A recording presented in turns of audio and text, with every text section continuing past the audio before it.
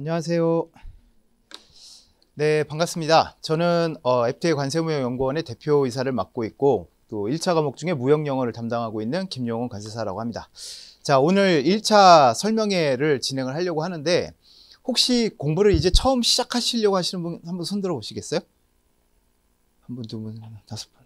네, 이제 시작을 그럼 관세사 처음 보시는 건가요? 아, 그런가요?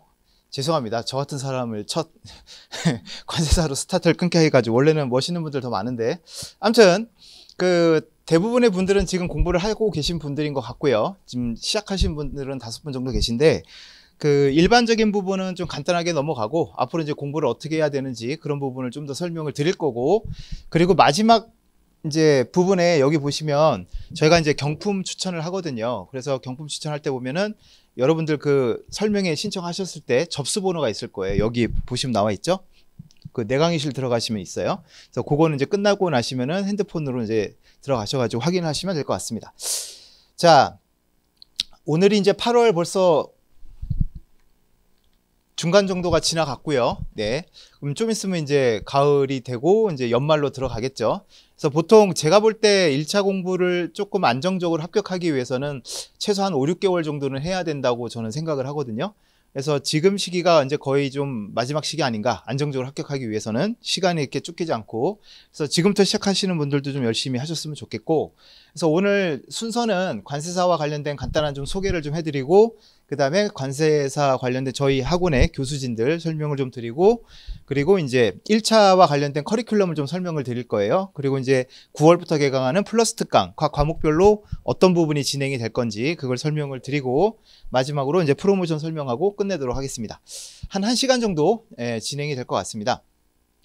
자, 일단 저희 FTA 관세무역연구원은 관세와 무역과 관련된 모든 부분을 다 강의를 하고 있다고 보시면 될 것 같고, 관세사를 시작으로 해서 여러 가지 뭐 전문가 과정, 그 다음에 관세무역 자격증 과정, 뭐 국제무역서나 무역령 검정시험 등등등 이제 그런 부분들을 저희가 총괄해서 지금 강의를 하고 있습니다. 그리고 이건 조그만 홍보긴 한데 그 해외 취업 지원하는 어떤 정부 사업하고 좀 연관이 돼가지고 관세하고 무역, 물류 관련해서 저희가 또 교육과정을 또 받고 있거든요. 그래서 이 교육과정을 밟게 되면 해외 취업 지원하는 그런 또 국가 프로그램이 있더라고요. 근데 우린 관세사 할 거니까 일단은 그런 부분에 있어서 친구들한테 혹시 그런 관심 있는 친구들 있으면 좀 얘기 좀 해주세요. 자, 그 다음에 저희 FTA 관세무역연구원의 장점에 대해서 좀 설명을 드리면 가장 중요한 건 이제 강사진이 되겠습니다. 그래서 다들 이제 경험이 풍부하시고 소위 말하는 일타 강사님들이 다 저희 학원에 모여있다 보시면 될 것 같습니다. 그 다음에 학계와의 활발한 교류 이렇게 돼 있는데 그 우리는 수험생이고 그리고 우리 입장에서의 고객은 그 채점을 하시는 교수님들이죠. 물론 2차 얘기예요. 그래서 그 교수님들, 고객들이 어떤 생각을 하고 있는지 고객의 니즈를 맞춘 우리가 답안지를 작성할 필요가 있잖아요. 그래서 그런 부분에 있어서 현재 학계에 어떤 부분이 이슈가 되고 있고 그분들이 어떠한 생각을 갖고 있는지를 알아내는 건 되게 중요한 거거든요. 그래서 이제 저도 그렇고 우리 학원의 다른 강사님들 그렇고 다 석박사 과정을 밟고 계시거나 밟으셨거나 그 다음에 현직 교수님으로 활동하고 계신 분들도 있습니다. 그래서 그런 분들의 이제 여러 가지 이제 정보를 전해드리고 있고, 그리고 이제 합격한 이후에도 저희가 계속해서 채용되는 부분도 지원을 많이 해드리고 있습니다.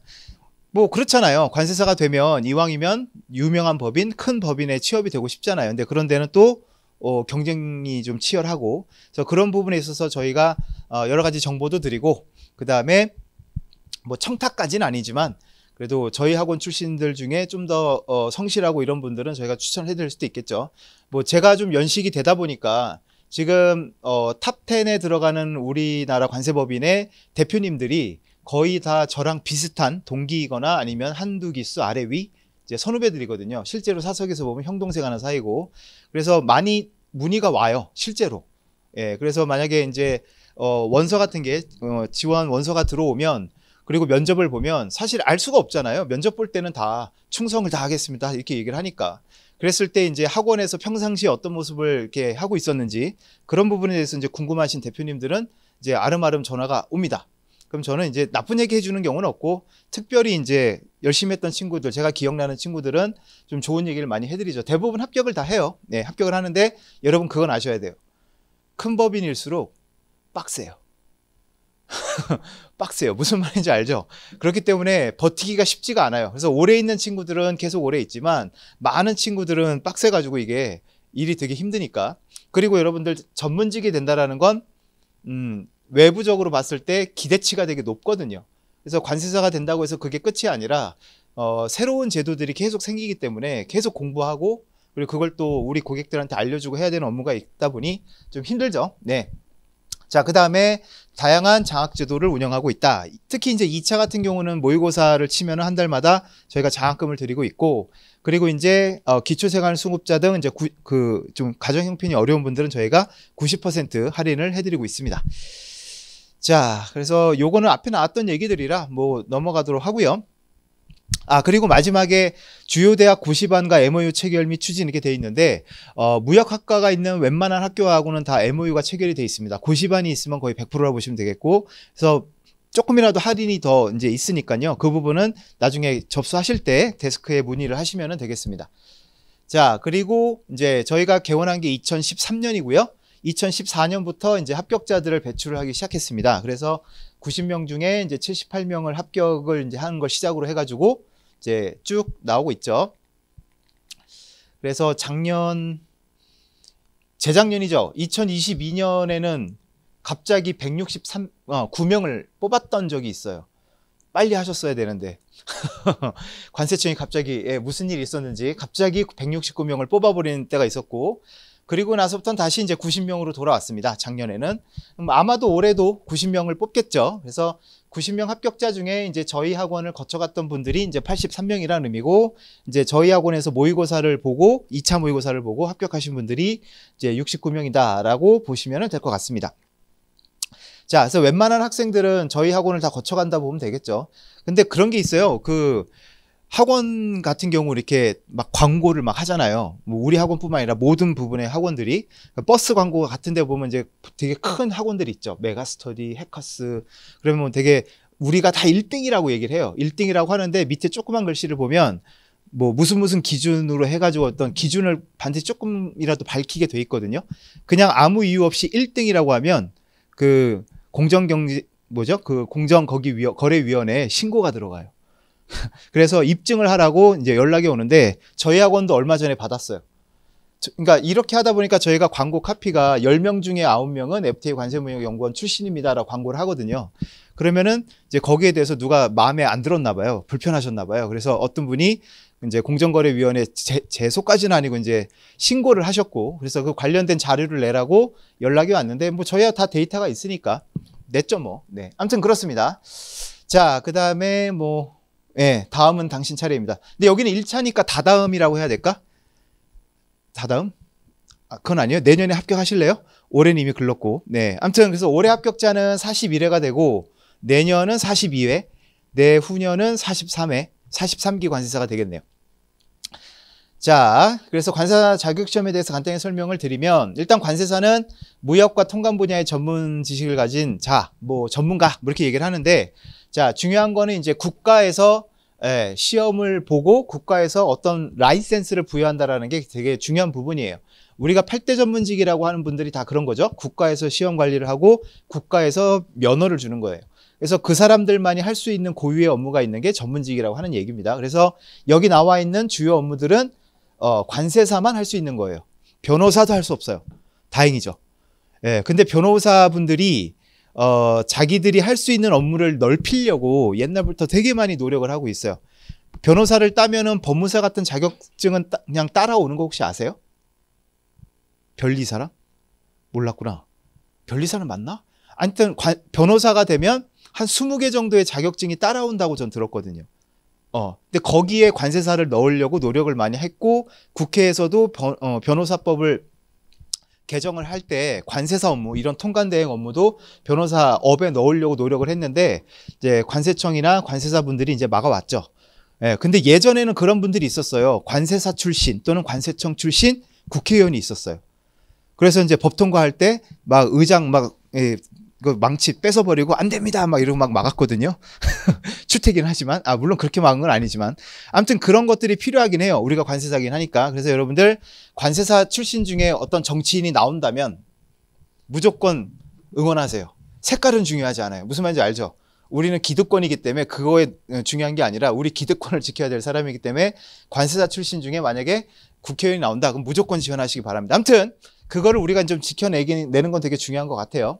자, 그래서 이 부분은 되게 중요해요. 관세사만 할 수 있는 거예요, 법적으로. 그래서 다른 사람들이 하게 되면 불법이 됩니다. 그래서 제일 중요한 게 수출입 통관과 관련된 수출입 신고 대행도 하고 관세 환급 대행도 하고 그다음에 수출입 요건 확인이라는 건 뭐냐면 수입을 할 때 여러 가지 검사가 필요하죠. 다들 대충은 아시죠? 약 같은 거 수입할 때 아니면 무슨 화학 제품 같은 거 수입할 때 다 요건이 필요해요. 그런 것들을 관세사가 다 도와주고 대행을 해주고 뭐 이런 부분이 되겠습니다. 그 다음에 이제 기업구제라는 건 뭐냐면 세금이라는 게 아무래도 걸려 있다 보니 이제 관세청에서는 너희들 세금을 잘못 낸 것 같아. 더 추가로 내라고 이렇게 추징을 할 수가 있는데 그 부분에 대해서 뭐 그냥 낼 수도 있겠지만 생각이 서로 좀 다르다면 한번 싸워봐야 될 거 아니에요. 그죠? 그랬을 때 이제 관세사들이 도와주는 부분이 이제 이 부분이다 보시면 되겠고 밑에 보시면 이제 여러 가지 컨설팅도 요즘 많이 하고 있습니다. 그 다음에 FTA도 마찬가지고요. 이 FTA 때문에 요즘에 관세사들이 해외에 좀 많이 나가고 있어요. 그러니까 FTA가 왜 중요하냐면 이게 수입이 중요한 게 아니고 수출이 우리한테는 되게 중요한 거예요. FTA가 되면. 자, 왜 FTA가 중요하다고 생각해요? 수출이? 전공이 뭐예요, 혹시? 도고동문이요? 아, 근데 갑자기 관세사 하세요. 독일로 수출하려고? 누가 그런 친구가 있던데. 자, 우리나라는 수출로 먹고 사는 나라죠. 그죠? 그렇기 때문에 수출이 되게 중요한데 예를 들어 우리가 독보적인 시장을 갖고 있으면 참 좋겠지만 일단은 우리는 일본하고도 시장이 많이 겹치고 주력 상품들이 그 다음에 요즘엔 또 누가 많이 올라왔어요? 중국. 그죠? 네, 중국하고도 이제 겹쳐요. 배터리, 핸드폰, 자동차, 뭐 반도체 겹친단 말이에요. 그러면 뭐 기술적인 경쟁도 중요하지만 그 다음에 또 제일 중요한 경쟁이 뭐다? 가격 경쟁이죠. 그 나라에 싸게 팔아야 되게 더 경쟁력이 있는 거잖아요. 그러면 우리가 미국에 이제 수출을 할 때 한미 FTA가 돼 있잖아요. 그럼 우리가 FTA 국가니까 거기서 관세를 경감을 받아서 들어가면 훨씬 더 가격이 낮아지겠죠. 근데 그러려면은 메이드 인 코리아로 인정을 받아야 FTA 혜택을 받게 돼요. 무슨 말인지 알겠죠? 근데 우리나라 물품으로 인정을 받을 원산지 기준이 이게 좀 FTA 종류마다 다르고 품목마다 다르거든요. 그러니까 기업들은 이거를 생산 라인 자체를 아예 다 바꿔야 될 수 있는 거예요. 생산지 자체를. 이해됐죠? 그래서 지금 우리나라 기업들의 대부분 공장들은 동남아라든가 외국에 많이 나가 있잖아요. 그래서 그거를 우리나라로 다시 갖고 들어올 거냐, 현지 생산할 거냐, 이런 어떤 기업들의 계획을 세우는데 관세사들이 많이 지금 개입이 돼 있고, 그리고 이제 LG라든가 삼성이라든가 해외 공장이 있잖아요. 거기서 지금 관세사들을 좀 파견해달라는 요청을 많이 받고 있습니다. 그래서 최근에도 저한테 뭐 연락이 왔는데 그 인도에서 근무할 수 있는 관세사 한 명 좀 찾아봐 달라고 요청이 왔는데 기피하더라고요. 인도가 나쁘다는 건 아니고 아무튼 인도라서 그런지 모르겠지만 근데 대부분 그런 건 있어요. 그 생산 공장들이 선진국에 있는 건 아니잖아요. 비싸니까 대부분 좀 이제 개도국 쪽에 있다 보니까 약간 좀 안전하지 못한 나라들에 많은 것도 사실이죠. 뭐 멕시코라든가 뭐 이런데 아무튼 그렇습니다. 그래서 그런 나라들이 요즘에 베트남도 많이 나가 있는 것 같고요. 이런 부분에 있어서 여러분들이 만약에 뭐 노력만 조금 하신다면은 외국에서 근무할 수 있는 그런 기회도 많아지고 있다. 다만 선진국은 아니다. 그거는 알고 계시면 좋을 것 같습니다. 자, 그다음에 이제 관세사 시험 일정인데 일단 내년 2025년 관세사 시험 일정은 아마 올해 12월에 나올 거예요. 12월쯤에 이제 확정된 건 아니고 예비 공고가 나오게 되는데 뭐 뻔해요. 일정은 똑같습니다. 그래서 2월쯤에 원서 접수가 시작이 되고 그다음에 3월 중순 보통 둘째 주 토요일 날 많이 보는데 그때쯤 시험이 보고 6월 달에 2차 시험이 있고 이제 10월 달에 합격자 발표가 되겠습니다. 자, 그래서 시험 과목은 이제 1차, 2차 4과목씩 있는데 요거는 뒤에 가서 자세하게 설명을 드리도록 하고 자, 그 다음에 관세사 따면은 어떻게 사회 진출이 어떻게 되나요? 이런 질문도 많이 하시는데 가장 많이 가는 게 95% 이상은 관세법인이나 관세사무소의 취업이라고 보시면 되겠습니다.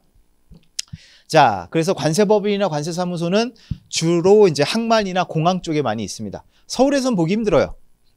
항만이나 공항 쪽에 있고 그 다음에 저기 인천공항에도 꽤 많이 있고 근데 인천공항도 볼 수가 없어요. 왜냐면 인천공항 우리가 주로 가는 데는 여객터미널이죠. 여객터미널. 근데 관세사들은 일하는 곳이 이제 화물터미널 쪽이어서 그쪽은 이제 일반적인 여행객 들이 가는 곳은 아니니까. 그 다음에 이제 관세법인하고 조금 비슷하긴 한데 회계법인이라고 되어 있잖아요. 요즘엔 회계법인들도 별도로 관세법인을 만들어서 이제 관세사들을 채용을 합니다. 근데 하는 일은 주로 통관보다는 아까 얘기했던 어떤 기업 심사라든가 아니면 컨설팅이라든가 이런 쪽으로 좀 특화되어 있는 경우가 좀 많이 있습니다. 자, 그래서 거의 대부분은 이 두 군데인 것 같아요. 근데 이쪽 회계법인은 이렇게 많이 뽑는 건 아니고요. 두 개밖에 없으니까 회계법인이 운영하는 관세법인은. 자, 그 다음에 나중에 어느 정도 경력이 쌓이게 되면 가는 곳이 이 두 군데라고 보시면 돼요. 통관취급법인, 그 다음에 수출입대기업인데 통관취급법인은 물류기업이라고 생각하시면 됩니다. 네, 뭐 CJ, GLS라든가 아니면은 뭐 선사도 있을 수 있고, 그 다음에 특송업체들 있죠. 페덱스나 DHL 이런 쪽에서도 자기들이 운송하는 물품은 관세사를 고용해가지고 통관을 할 수가 있거든요. 그래서 주로 이제 근무지는 어디가 많다? 통관취급법인은 인천공항이 많습니다. 네. 그 다음에 이제 수출입대기업 같은 경우도 거래하던 관세사랑 이제 어느 정도 얘기가 되거나 약간 좀 탐나는 인재가 있으면은 대기업에서도 이제 그 관세사를 이제 경력직으로 뽑는 경우가 많이 있습니다. 그래서 제 동기도 좀 옛날 얘기긴 하지만 SK 그 기름 수입하는 데 있죠. 네, 거기에 이제 채용이 됐는데 지금까지 잘 다니고 있는 것 같아요. 네. 좀 있으면 임원 달 수도 있다고 하던데 달면 좋겠는데. 네. 자, 그 다음에 이제 관세직 공무원. 요즘은 공무원이 인기가 떨어져가지고, 그죠? 옛날엔 좀 많았어요. 관사를 따가지고 가산점 5점을 받아가지고 관세직, 그 중에서도 이제 7급으로 가려고 하는 친구들이 많았는데 요즘에는 이런 분들은 거의 없는 것 같습니다. 일단 뽑는 것도 많이 줄었어요, 지금 공무원이. 그 다음에 이제 법무법인은 뭐 거의 이제 관세청 출신들의 좀 고문급 그런 분들을 많이 좀 채용을 하고요. 어떻게 보면 이제 로비용이죠. 어떻게 보면은. 그런데 이제 그분들을 좀 약간 보좌할 젊은 관세사들을 아주 가끔 뽑아요. 아주 가끔. 근데 이것도 경력직이라 우리한테는 아직까지는 뭐 해당 사항은 없는 것 같습니다. 자, 그래서 결론은 뭐냐? 합격만 하면 뭐 일할 때는 많다. 그렇게 보시면 될 것 같습니다. 그 다음에 이제 전망도 많이들 말씀을 하시는데 제가 점쟁이가 아니고 전망을 제가 어떻게 할지 모르잖아요. 모르는데 그나마 객관적인 걸 찾아보니 한국고용정보원이라고 하는 국제연구원에서 이제 각 직업별 전망을 매년 발표를 하거든요. 그래서 2019년도에 나온 게 이제 가장 최근이긴 한데, 자, 다소 증가할 것이다라고 전망을 하고 있습니다. 다행이죠, 뭐. 그래서 FTA가 체결이 되고 교육량이 증가가 되기 때문에 관세사의 고용은 증대가 된다. 뭐 이렇게 돼 있습니다. 그 코로나 때 있잖아요. 코로나 때. 그때 뭐 많은 상인들이 되게 힘들어했고 문도 많이 닫고 막 이랬는데 관세사들은 어땠을 것 같아요, 여러분들? 코로나 때. 여기 보시면 부정적 측면에 개인 통관 및 해외 직구가 증가되기 때문에 관세사 업무에는 별로 좋지 않을 것이다라고 부정적 측면을 내놨잖아요. 근데 한국고용정보원 여기 일하시는 분들이 관세를 잘 모르시잖아. 그냥 그럴 것이다 라고 이제 추측을 했지만, 자, 코로나 때 여행도 못 가요. 식당도 안 열었어요. 그죠? 심할 때는. 그러니까 여러분 돈 쓸 일이 있어요, 없어요? 없죠. 그러니까 이제 유일하게 돈 쓸 일이 뭐 있어요? 지르는 거지 뭐. 쇼핑몰 보면서 지르는 거지 뭐. 그죠? 해외 직구도 많이 하고. 자, 그래가지고 그때도 항공사들은, 그러니까 그때 코로나 때 항공사랑 그다음에 선사들은요, 장사가 안 된 게 아니라 오히려 더 호황이었어요.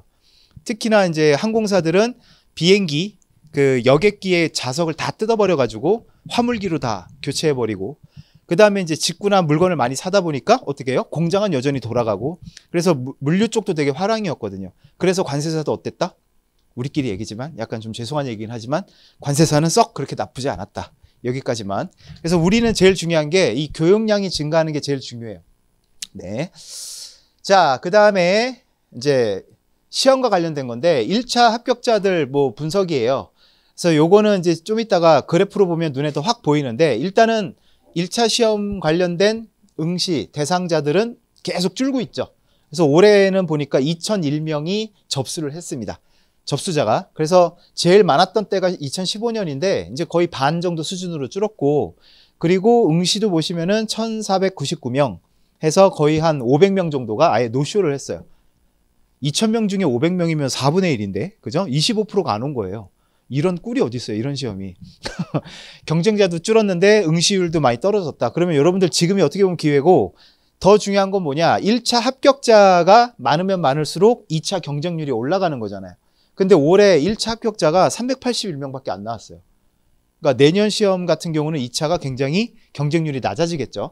그러니까 앞으로 이 추세는 뭐 거의 좀 유지될 것 같긴 해요. 그래서 여러분들 일단은 합격하시려면 빨리 하는 게 좋습니다. 제가 여러 번 말씀드리지만 제가 올해로 관세사 이제 그 강의를 한 게 25년 차거든요. 그런데 관세사 그 수험 시장이라는 게 이렇게 주기가 있어요. 올라갔다가 막 늘었다가, 그러니까 막 늘었다가 지금 떨어졌죠. 그러면은 이제 어서 소문 나겠죠. 야, 관세사 합격률 되게 높아졌대. 경쟁률 낮아졌대. 2대 1밖에 안 된대. 지금 그래요. 지금 한 3대 1 정도밖에 안 돼요. 그러니까 이제 학생들이 또 많이 몰릴 시기가 와요. 어느 순간. 그래서 그 전에 빨리 붙으시는 게 좋다라고 말씀을 드립니다. 그것보다는 합격자를 좀 많이 좀 늘려주면 좋을 것 같은데, 그죠? 그죠? 왜 이렇게 적게 뽑나 몰라. 근데 웃긴 건 뭔지 아세요? 여러분들 수험생들은 합격자 수를 좀 많이 늘려야 된다고 하잖아요. 그럼 몇 달만 지나면 이제 수험생이 했던 친구들이 올해 이제 41기 관세사가 될 거 아니에요. 갑자기 말이 바뀐다? 그러니까 이 기득권이 된다라는 게 그런 것 같아요. 자, 이제 계속 보면 작년에 합격자예요. 작년 합격자 최종 합격자인데 이건 1차, 2차인데. 예, 이건 1차. 예, 1차구나, 1차. 예. 1차 합격자인데 남녀 비율은 일단은 뭐 비슷비슷하지만 이제 여기 보시면은 여성 비율이 조금 높아요. 53%. 남자가 46%. 그다음에 이제 연령으로 보면은 20대가 압도적으로 높죠. 예, 제일 높고, 그 다음에 30대, 40대도 1차 합격자에서는 꽤 많은 비중을 차지합니다. 근데 2차로 가면서 이제 조금 힘들어지긴 하죠. 자, 그 다음에 올해 합격자, 1차 합격자들의 이제 점수가 쭉 나오는데, 일단 과목별 평균 점수 같은 경우는 여기 보시면은 관세법 50점, 무형영어 46점, 내국소비세법 55점, 그 다음에 회계학이 몇 점? 37점. 다 아시겠지만 회계학은 제일 중요한 과목이고 전체 4과목 중에 가장 비중이 높다 보시면 될 것 같아요. 그래서 회계학 점수가 40점이 넘으면 거의 반은 성공했다. 그렇게 보시면 되겠습니다. 도거라고 그랬나? 예, 뒤에 계신 분은 전공 뭐세요? 생명? 이과. 예, 흔치 않은 분이 왔네요. 이과. 예. 자, 근데 수학을 좋아하시죠, 그러면? 예, 부정하지 않으셨어요. 부럽다, 씨. 근데 그런 건 있더라고요. 그 이과 출신들 학생들이 오면 회계학이 제일 쉽다고는 안 해. 제일 재밌다고 그래요. 그러고 보면 미쳤어. 막 회계학 모의고사 막 80점씩 나오고 막 그래요. 실제 시험에서도 그러고. 근데 시는 공평해요. 뭔지 알아요? 그 친구들이 제일 어려워하는 과목이 뭐야? 무형영어. 무형영어가 제일 어렵대요. 아무튼 시는 공평하다. 둘 다 잘하는 친구는 그렇게 많지는 않더라고요. 자, 그래서 대부분 문과다 보니까 회계학 점수가 제일 낮고, 그 다음에 두 번째로 낮은 게 무형영어. 무형영어 같은 경우는 뭐 양이 워낙 많다 보니까 뭐 어쩔 수 없긴 한데, 자, 그 다음에 이제 과목별 꽈락률은 비슷하게 나와 있지만 회계학이 제일 높습니다. 그래서 57%, 응시 인원의 57%가 회계학 꽈락으로 떨어진 거예요. 그런 의미예요. 그러니까 이 친구들이 학원을 안 다닌 거냐? 아니에요. 다닌 거예요. 다녔는데도 이 모양이에요. 그러니까 공부를 정말 많이 해야 됩니다. 자, 그 다음에 자세한 건 뒤에 가서 보고, 자, 요거는 뭐 산업인력공단에서 매년 시험 끝나면 발표를 하는 통계치인데, 예, 뭐 결시율 아까 말씀을 드렸고 되게 높아요. 그 다음에 합격은 381명, 합격률은 25% 정도 나와 있고, 그 다음에 1교시에 관세법이랑 무형영어 두 과목을 보고 2교시에 내국소비세법 회계학을 보는데 1교시 끝나고 12명이 줄었죠. 그죠? 1교시 끝나고 튄 거예요. 집에 간 거예요. 네, 뭐 가도 상관없습니다. 잡는 사람 없으니까. 네. 자, 그 다음에 이제 과락자 수가 여기 나와 있고, 자, 넘어가서, 자, 요게 이제 최근 10년 동안 관세사 시험 1차 시험 응시율 추이인데 보시면은 지금 쫙 올라왔다가, 물론 이전에 보면 이렇게 쭉 올라오는 추세였어요. 그러다가 지금 어떻게 돼요? 쭉 내려오고 있죠. 그리고 이제 어느 순간 다시 올라갈 때가 올 거예요. 근데 말씀을 좀 드리자면, 저희 학원 입장에서는 신규로 관세사 시험에 유입되는 인원들을 금방 알 수 있어요. 알 수 있는 방법이 뭐냐? 1번, 저희 학원의 이제 홈페이지 가입 인원을 보면 알아요. 그렇겠죠? 예. 그 다음에 또 제가 개인적으로 관세사 상담을 또 하고 있거든요. 오프라인으로도 하고 이메일 상담도 하는데 많이 늘어나면은 이제 수험생이 늘어나면은 상담 신청도 늘어나겠죠. 그래서 금방 피부를 저는 느끼거든요. 근데 작년이 좀 바닥이었고 최하치였고 올해부터는 1차 관련된 뭐 회원가입 숫자라든가 아니면 우리가 보통 1차 패키지가 패스클럽이잖아요. 패스클럽이라든가 저희가 상담을 받는 그 건수가 올라가고 있습니다. 다시 올해부터. 그래서 여러분들 빨리 붙으시라는 얘기를 하고 있는 거예요. 겁주는 건 아니고 빨리 붙으시라고요. 뭐 제 입장에선 여러분이 오래 있으면 좋죠, 학원에. 근데 그건 악담이고 저주니까 그러진 마시고 일단 빨리 붙으시라고요. 네.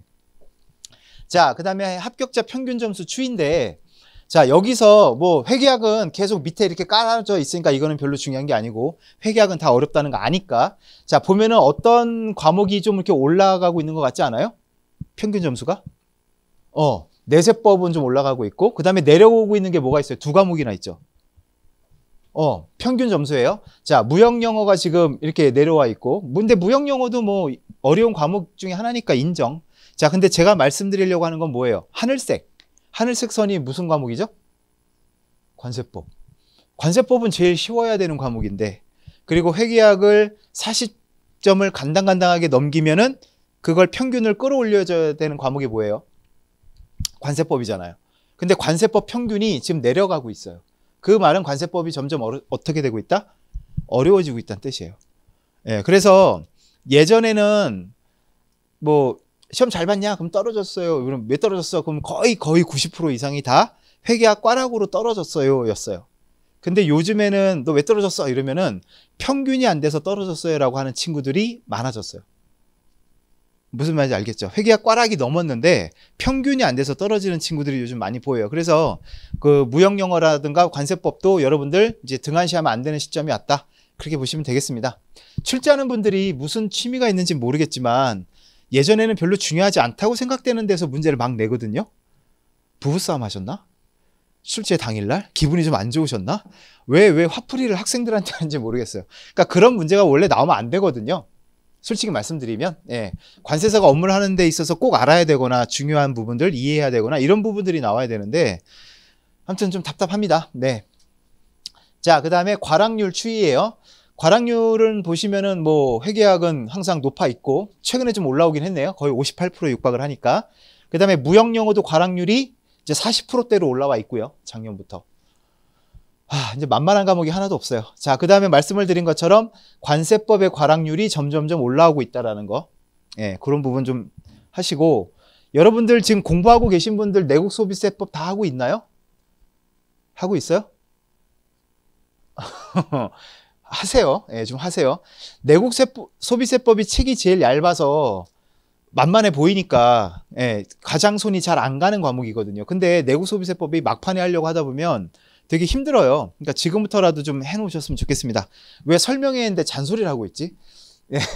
자, 그 다음에 2차 시험 합격자입니다. 요거는 이제 작년 합격자들인데, 남녀 비율이 여기 나와 있는데 여러분들 놀랍게도 작년부터예요. 작년부터 지금 여성의 비율이 6대4로 압도적으로 이제 많아지기 시작을 했습니다. 여기에도 보시면은, 예, 여학생 비율이 굉장히 높은 편이에요. 자, 화이팅. 예. 머스마들 화이팅. 자, 그 다음에 연령 비율을 보시면은 20대 애가 70명, 예, 77%고 30대가 이제 20%, 그 다음에 40대가 2명이 있었습니다. 작년에도. 자, 화이팅입니다. 30대, 40대 분들. 자, 그 다음에 이제 동차 유예 분석인데 동차 유예는 다 아실 거예요.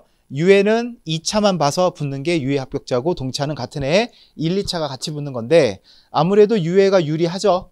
그죠? 에너지를 다 2차에만 집중할 수 있으니까. 그래서 비율이 보시면은 65%예요. 꽤 높습니다. 그 다음에 이제 동차도 24% 정도는 되는데, 근데 여기 이제 수험 기간을 보시면 이쪽이 동차예요. 근데 동차는 쉽지가 않겠죠? 1차, 2차를 한꺼번에 붙는다는 게. 그래서 대부분의 동차는 다 이렇게 보시면 장수생들이에요. 장수생들이 많고, 보통 우리가, 처음 1차, 2차를 봐서 처음으로 다 붙어버리는 친구들을 동차 중에서도 따로 불러요. 생동차라고. 누가 만든 이름인지 모르겠지만 어감이 와 닿죠. 생동차. 생동차 친구들은 매년 1명 내지는 빵명이에요. 그래서 동차는 그만큼 어렵다 말씀을 드리고 여러분들 뭐 내년 1차는 무조건 붙으시고 모르겠어요. 지금부터 열심히 하시면 내년 동차가 가능할까요? 라고 질문하는 분들이 가끔 있는데 근데 여기 보면 최소 수험 기간이 15개월이라고 쓴 친구가 있긴 하거든요. 진짜겠죠? 뻥은 안 쳤겠죠? 모르겠어요. 예. 근데 저런 친구들은 다 뒷배경을 조사를 해봐야 돼요. 왜냐하면 저런 친구들 대부분 뒤에 보면 일단 전공이 무역학과이거나, 심지어 난 그런 친구도 봤어요. 예전에 관세사 공부를 했었어요. 잠깐. 근데 그거는 뺀 거야. 그거는 그냥 장난이었고요. 찐으로 한 거는 15개월이에요. 아무튼 그런 친구들도 있고, 아니면은 회계사 공부를 해봤거나, 이건 개 반칙이지. 그죠? 회계사 공부했던 친구. 그럼 일단 세법하고, 그 다음 내국세, 그러니까 부가세법하고 회계사는 이미 회계학은 접고 들어가는 거잖아요. 그런 친구들도 있기 때문에 이런 거에 너무 현혹되지는 않으셨으면 좋겠어요. 예, 아무튼 그렇고, 그래서 대부분에 보시면은 평균 수험 기간이 30개월이긴 한데, 여기 보시면 24개월 미만, 요 친구들이 아마 2년 동차 합격자라고 생각하시면 돼요. 2년 유예. 그 다음에 36개월 미만이 이제 3동차라고 보시면 되긴 하는데, 이 24개월, 36개월 미만 둘을 합치면 64%나 되죠. 예, 그러니까 통계적으로도 그렇고, 주기적으로도 그렇고, 이 수험 기간을 할 때 사람들이 이렇게 집중을 하고 이렇게 열심히 할 수 있는 기간은 3년이 최대인 것 같아요. 3년이 지나가면 이게 쉽지가 않은 것 같아요. 통계적으로 그렇고, 지치겠죠, 여러분. 그죠? 그래서 여러분들 내년에는 무조건 유예로 좀 붙으시는 걸 목표로 하고 1차 붙는 걸 목표로 하고 2차가 혹시 안 되더라도 내후년에 유예로 붙으면 되니까 걱정하지 마시고요. 무조건 내년에 1차는 붙어야 돼요. 아시겠죠? 어설프게 동차 준비한다고 하다가 1차 떨어지는 분들을 너무 많이 봤어요. 상상을 해봐요, 여러분. 주변에 다 큰 소리 쳐놨는데 동차할 거야. 엄마 동차할 거야. 있어봐. 근데 1차 떨어졌네? 그럼 뭐라고 얘기할 거야? 창피해. 그죠? 무조건 1차는 합격을 해놔야 부모님이든 친구들한테 할 말이 생깁니다, 여러분들. 무슨 말인지 아시겠죠? 네. 자, 그 다음에, 이거는 이제 최종 합격자들을 대상으로 해가지고 이제 2차 과목 점수인데, 2차, 일단 여러분들 요거는 제가 꼭 말씀드리고 싶어요. 규정상으로도 2차도 평균 60점 이상, 그 다음에 꽈락 없이 요 기준이긴 한데, 신기한 게 절대평가면 매년 합격자의 숫자가 어때야 돼요? 찐으로 절대평가면 숫자가 좀 이렇게 변동이 있어야 되지 않나? 근데 왜 짠 듯이 항상 90명이에요? 근데 그거는 절대평가를 가장한 뭐란 얘기예요? 상대평가란 얘기죠. 그러니까 2차는 상대평가라는 걸 여러분이 꼭 좀 기억하셨으면 좋겠고, 그래서 저는 2차 점수를 크게 중요하게 보진 않아요. 중요한 건 뭐예요? 내가 몇 등 안에 들어야 돼? 전국에서? 짜증나. 전국에서 내가 몇 등 안에 들어야 되는 거야? 90등 안에 드는 게 중요한 거예요. 자, 그래서 여기 보시면은 커트라인이 57.25라고 돼 있죠, 작년의 경우. 근데 이거는 매년 바뀌어요. 교수님들이 점수를 후하게 주는 해에는 평균 점수가 60점 정도가 돼요. 그리고 아까도 좀 합격자가 많이 나온 해 있죠. 그때가 이제 평균 60이 좀 많이 나온 해예요. 그러면 그 친구들을 다 줄 수밖에 없죠. 평균 60 넘었으니까. 근데 만약에 평균 60이 넘는 친구들이 90명이 안 된다. 그럼 어떻게 해요? 그 밑으로도 다 합격을 시켜줘요. 꽈락만 없으면 90명은 채워야 되니까. 이해됐죠?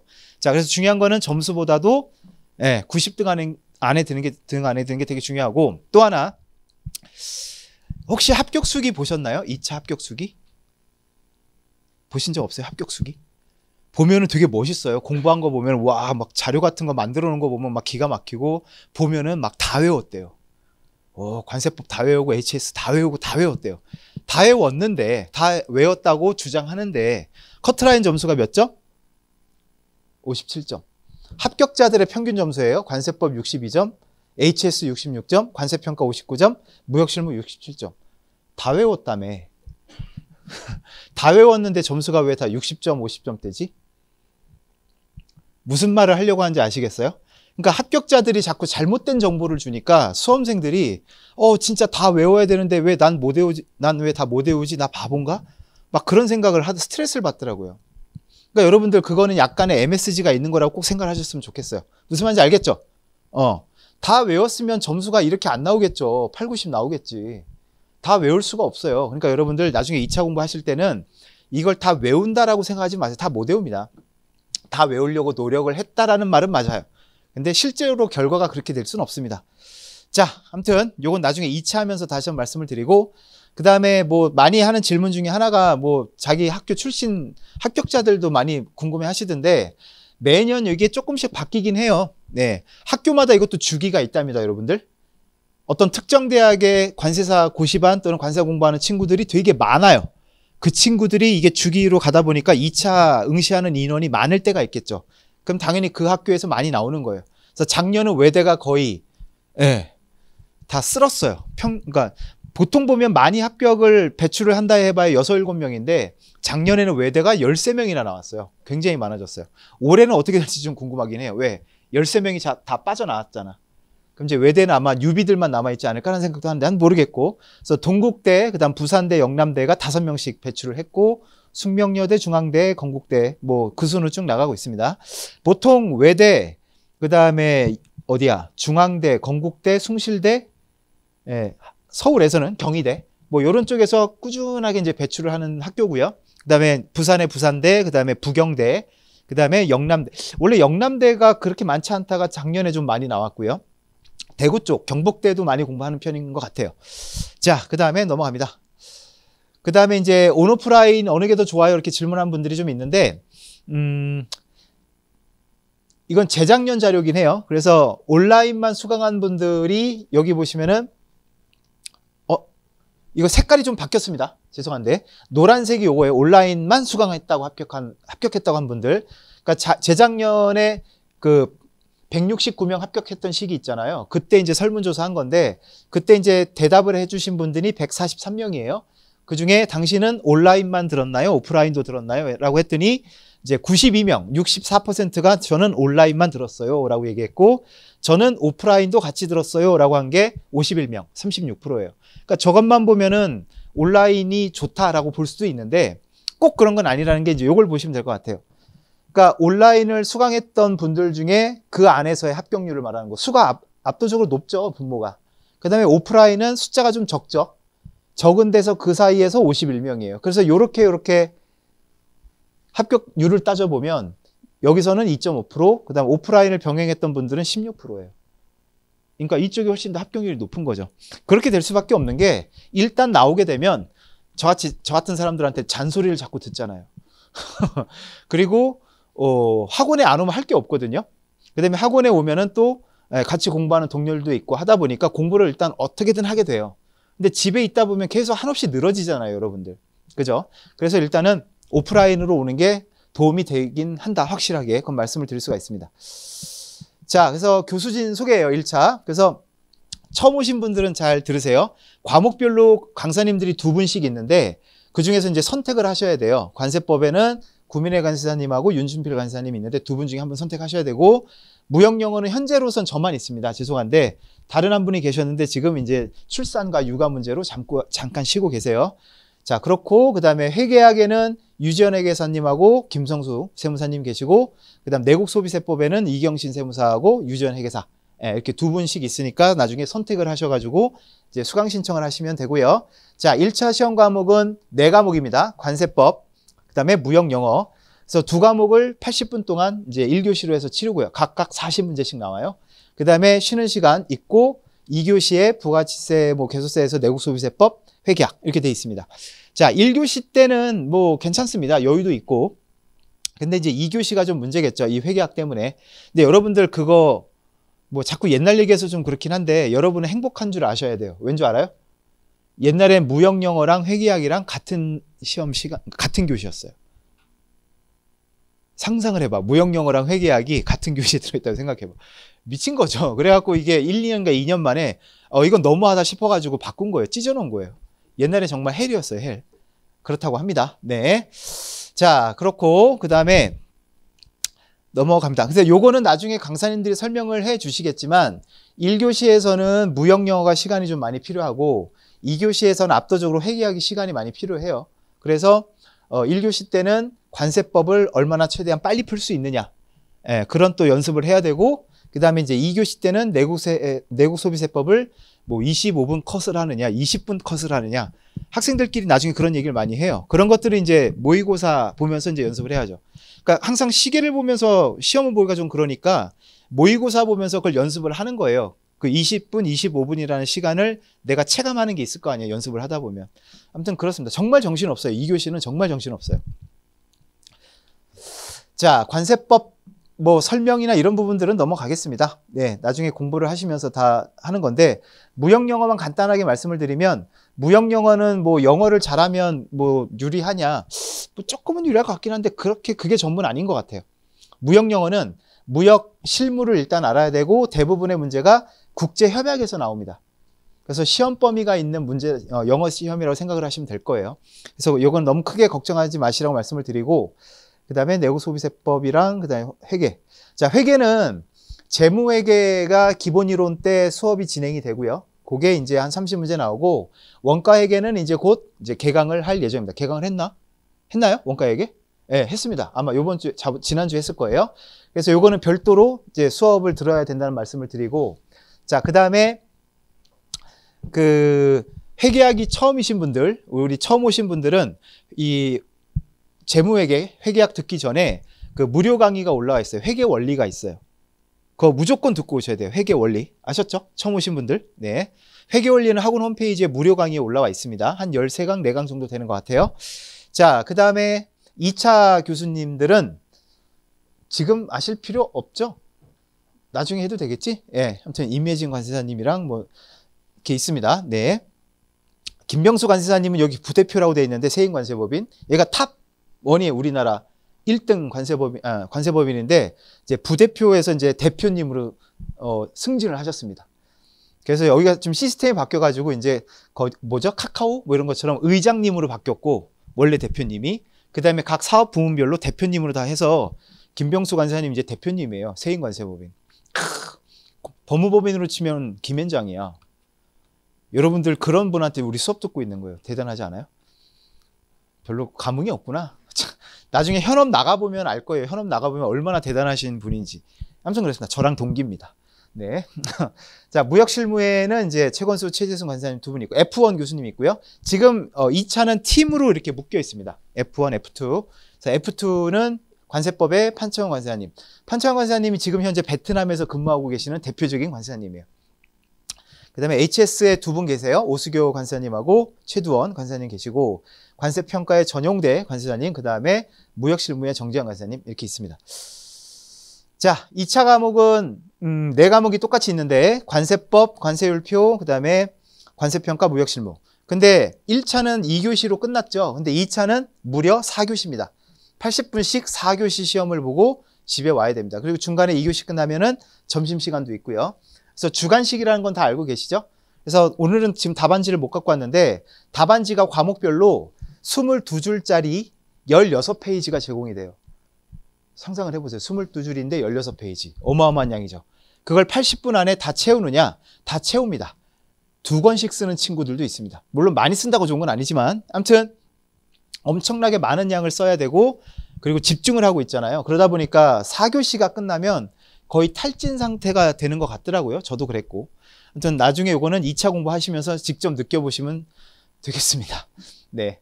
화이팅. 화이팅. 근데 저는 항상 그런 말씀을 드려요.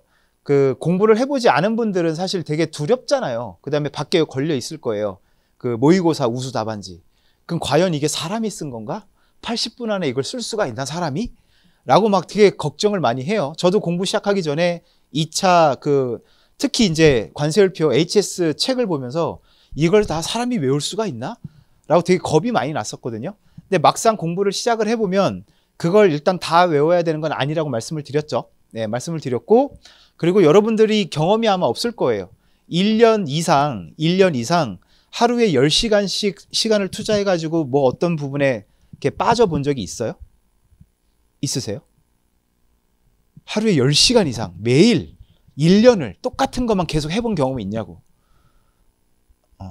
없을 거예요, 대부분. 그죠? 근데 만약 그런 시간을 겪게 되면 그 사람은 어떻게 돼 있을까요? 당연히 전문가가 돼 있지 않을까? 그죠? 할 말이 너무 많을 텐데 내가 관세법을 1년을 10시간씩 했다 치면 무슨 말인지 이해돼요? 그래서 답안지 채우는 건 일이 아니라는 걸 말씀을 드리는 거예요, 사실은. 왜냐하면 그 정도 시간을 겪게 되면 그게 그렇게 어려운 일은 아니에요, 여러분. 그래서 여러분들, 저도 사람이고 합격한 분들 다 사람이고 다 똑같은 사람들이고 시간을 투자하면 다 할 수 있는 일들이다, 그렇게 말씀을 드리겠습니다. 자, 과목 내용도 지금은 별로 중요한 건 아니니까 2차는 빨리빨리 넘어가도록 하고, 자, 이제 앞으로의 커리큘럼을 말씀을 드릴 건데, 자, 일단 여기 나와 있는 건 오프라인 기준이에요. 오프라인 기준이고, 자, 지금 7, 8월 달에는 기본 이론이 진행이 되고 있고요. 그 다음에 9월, 10월 달에는 플러스 특강이 이제 오프라인이 개강이 될 예정이에요. 뭐 패스클럽을 수강하시는 분들은 지금부터 수강을 하셔가지고 이제 기본 이론부터 빨리 쭉 들어나가시면 되고, 자, 그 다음에 이제 11월, 12월에는 이제 문제풀이가 개강이 될 예정입니다. 그래서 제가 항상 강조하는 게 기본 이론하고 문제풀이가 제일 중요한 두 과정이라고 말씀을 드려요. 두 가지는 무조건 수강을 하시는 게 좋습니다. 자, 그 다음에 이제 2월 달쯤 가면은 이제 모의고사식 문제풀이가 진행이 될 거고, 1월 달에는 이제 OS 특강이라고 해서 마무리 뭐 특강 정도로 보시면 될 거예요. 강의 시간은 뭐 그렇게 많지는 않습니다. 그래서 1, 2월 달 되면 크게 강의 때문에 시간이 뺏기진 않을 거예요. 여러분이 공부할 수 있는 시간이 충분히 있을 거고, 뭐 그렇습니다. 그 다음에 이제 모의고사식 문제풀이는 뭐냐면, 이거는 일주일에 2번씩 학원에 오든가 아니면 온라인으로 모의고사를 똑같이 봐요. 보고 그거에 대한 해설 강의가 제공이 되는 거예요. 이해되셨죠? 강의고, 그거와는 별개로 12월부터 이제 월 1회 이벤트처럼 전국 모의고사처럼 따로 이건 신청해가지고 이제 따로 보는 시험이 있어요. 이거는 오프라인도 있고 여러분한테 이제 답안지하고 해설지가 이제 종이로 제공이 돼요. 이해되셨죠? 모의고사가 두 가지가 있어요. 그래서 공부를 이제 5월이나 7월부터 하고 계신 분들은 12월 1차 모의고사 때부터 바로 모의고사를 좀 보셨으면 좋겠어요. 그러니까 모의고사 보는 걸 되게 두려워해요. 뭐 저도 그랬지만, 근데 그거를 자꾸 뒤로 미루다 보면은 어떤 일이 생기냐면, 실제 어떤 친구가 모의고사 보는 게 두려우니까 계속 미룬 거예요. 미루고 1월인가 2월 달에 모의고사를 처음으로 본 거예요. 근데 그 친구는 자기 생각에 나는 회계학이 되게 약해, 나머지 과목은 크게 문제가 없어 라고 생각을 했다가 모의고사를 봤는데 내세법이 꽈락이 나온 거예요. 헉. 근데 그 사실을 빨리 알았으면 만회할 시간이 있잖아요. 근데 그 사실을 2월에 알았어요. 그럼 만회할 시간이 있어요, 없어요? 없잖아요. 예. 그러니까 그런 것 때문에 여러분들 모의고사 점수 공개 안 돼요. 여러분만 이렇게 몰래 아는 거야. 무슨 말인지 알아? 창피할 필요가 없다고, 겁낼 필요가 없다고. 그러니까 빨리 내 문제가 어디에 있는지를 빨리 파악하는 게 되게 중요하기 때문에 모의고사 12월부터 바로바로 신청해서 보시기 바랍니다. 부탁드려요. 네. 자, 그렇고 혹시 처음 오신 분들 중에 오프라인 생각하고 오신 분 계세요? 오프라인 생각하세요? 아니시죠? 네, 지금은 기회가 없어요. 그렇다고 11월까지 기다린다는 건 말도 안 되고 바로 패스클럽으로 시작하시는 거를 권장을 드립니다. 자, 뭐 2차는 2차 때 얘기하도록 하고요.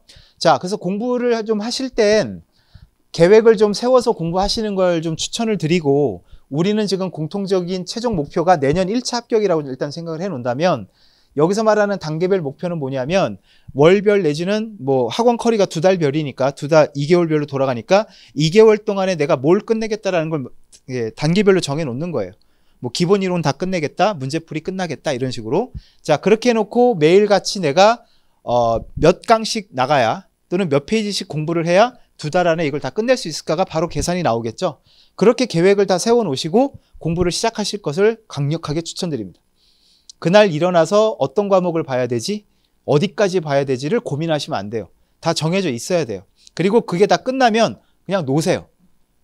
무슨 말인지 이해되죠? 예, 양심의 가책을 느끼면서 아, 놀아도 되나 이러지 말고 그거 다 끝내면 노셔도 돼요. 근데 놀 시간은 안 나올 거예요. 2달 단위로 끊다 보면 진도가 그렇게 안 나오더라고요. 아무튼 그렇게 해가지고 공부를 좀 하시는 게 되게 중요하다 말씀을 드립니다. 이건 나중에 2차 공부를 할 때 이 경험이 되게 도움이 많이 될 거예요. 자, 그리고 뭐 크게 보면 늦더라도 12월까지는 이런 수업을 통한 기본 개념을 정리한다라는 거는 이때까지는 어느 정도 좀 해놓으시는 걸 목표로 하시고, 완벽하게 다 외우란 뜻은 아니에요. 그러니까 제가 말씀드린 건 한 2, 3회독 정도는 하셨으면 좋겠다. 늦어도 12월까지. 왜냐하면 지금은 이제 그러니까 인터넷으로 설명회를 보는 친구도 있기 때문에 뭐 10월달, 9월달에 시작하는 친구들도 있을 거거든요.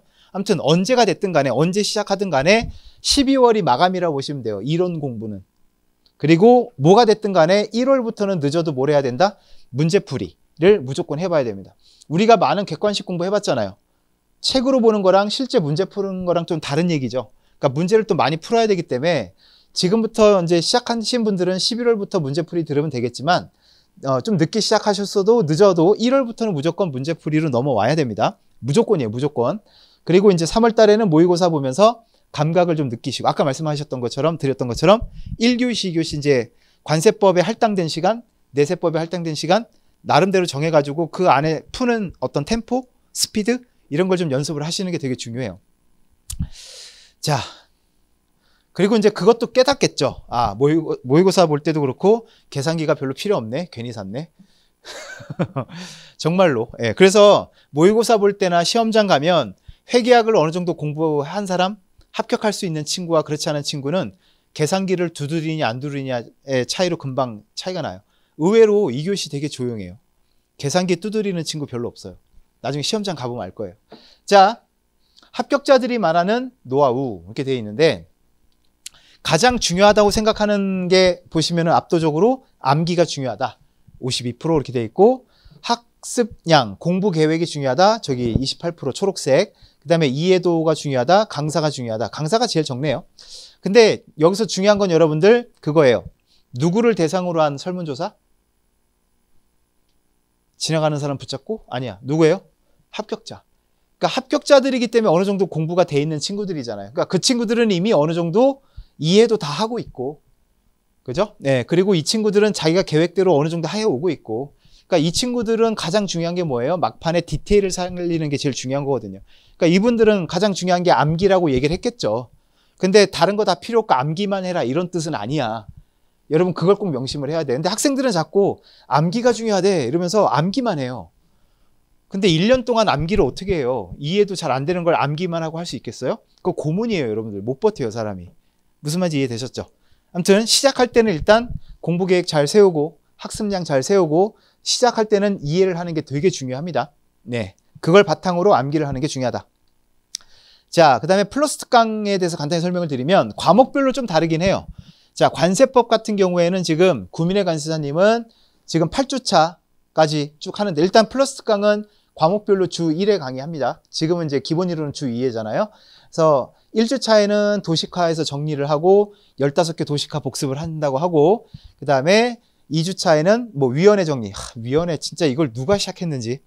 어떤 교수님이 내기 시작하면서 내기 편하거든요. 객관식 문제 내기도 편하고. 심지어 2차에도 나와요, 이게. 네, 아무튼 그렇고. 그래서 심화학습을 좀 하신 다음에 5주차에는 행정행위 정리, 뭐 혼동요건 정리 등등. 이거는 여러분을 평생 끌고 다닐 거예요. 보고냐, 신고냐, 승인이냐, 허가냐.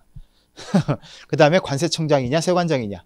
예, 이런 부분들은 굉장히 헷갈리는 부분이긴 해요. 그래서 한번 정리할 필요가 있고, 그 다음에 각종 기간, 기한, 금액, 숫자 정리 한번 하시고 도움 많이 되겠네. 그 다음에 대통령령, 기재부령 이런 거 정리하신다고 합니다. 네. 자, 그 다음에 이제 윤준필 관세자 같은 경우는 심화학습해서 비슷해요.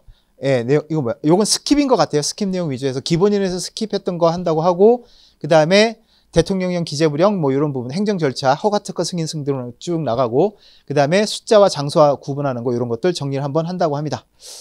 자, 그 다음에 무형영어는 예, 우리 기본 이론 때 기본 그 3대 협약만 했죠. 그래서 무형영어는 이제 플러스 특강 때 되게 많아. 근데 여기에 있어 조금 더 추가되긴 할 거예요. 그래서 기타 협약을 위주로 한다.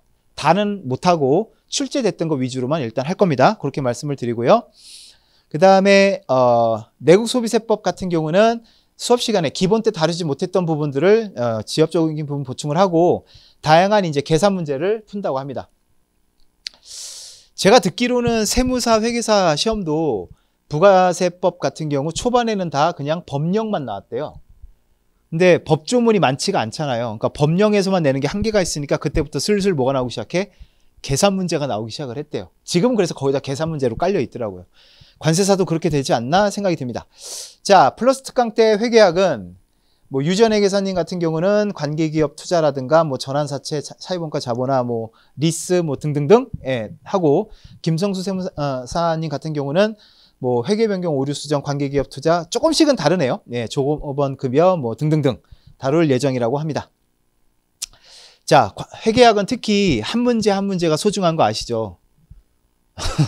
한 문제 한 문제 소중하게. 근데 중요한 건 뭐냐면 너무 넓히려고 하지 말고 내가 확실하게 맞출 수 있는 거 위주로 좀 하는 게 안정적인 것 같긴 합니다.